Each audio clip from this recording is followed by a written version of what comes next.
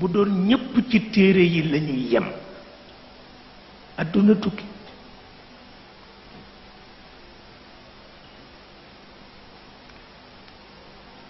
xaqaayiq yi ñett la alxaqaayiqu rabbaniya ci la yàlla sédd yonent yi bu dee ci xeetu muhammad alxaqaayiqu almuhammadiya ci la yonent bi sédd axtaab bu ko defee nag bépp xutb boo dëkkal walla bépp waliyu boo dëkkal am na li mu jànganoog yow ci téere bi am na lu mu ca xam loo xamul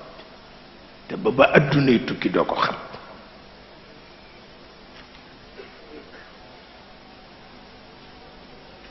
loolu kenn du ko weddi maa ngi ko wax ak sama mbokk boo xam ni ëpp na di mbokk sama wóllëre la te man taalibe Muhammad la moom taalibe Moussa la parce que yahudi la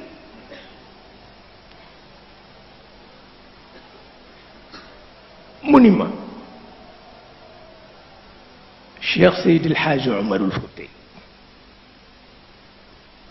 est-ce que mënul woon am résultat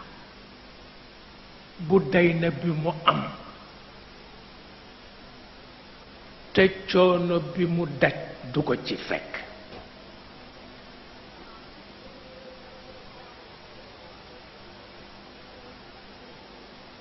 ma ne ko mën na nekk waaye ci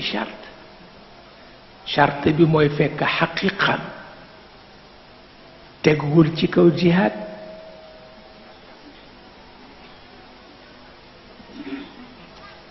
ma ni ko parce que téere yi du ko jàngal xaqaayiq yi ñoo koy jàngal bu fekkee xaqiqam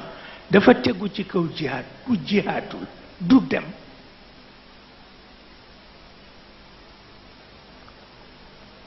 ma ni ko te ku ko xam-xam ni du fo parce que benn góor yàlla jox ko ci baatin lu day na li mu jox Cheikh El Hadji Omar mu jàng ci téere lu benn doomu soxna dootul jàng muy ñaari cër mu am fit woo xam ni benn xarekat dootul am fit wu ni ton muy ñett mu am ci wërsëg loo xam ni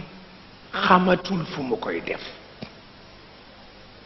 kooku su toppee àll bi di jihaad